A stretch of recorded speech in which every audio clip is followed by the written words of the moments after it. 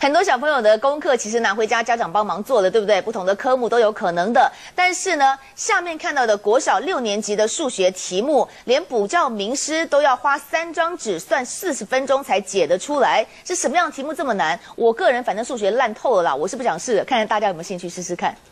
228。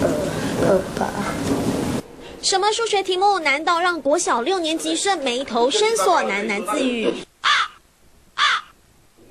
算了10分钟还是算不出来，真的好苦恼哦。就是这题由私立国小出的小6数学加分题。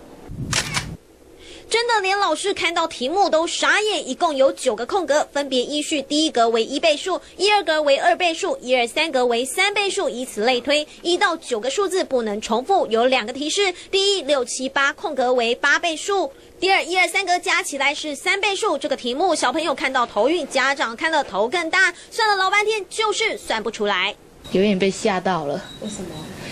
因为一般的题目多少都会给一点数字作为提示，但这个完全都是0，全都是未知数的，应该不是小6出的题目。题目难到不行，就连有20年数学教学经验的名师看了都面有难色。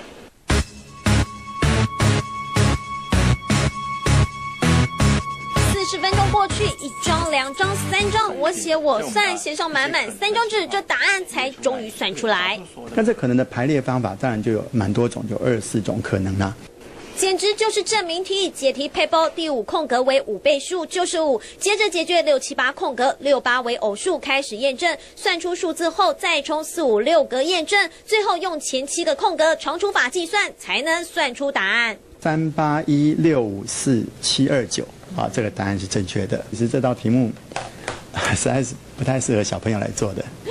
虽然只是个加分题，考倒的可不是小学生而已，连家长和数学老师都说这题也太难了吧。中天新闻唐奕晨、邱子玲台北采访报道。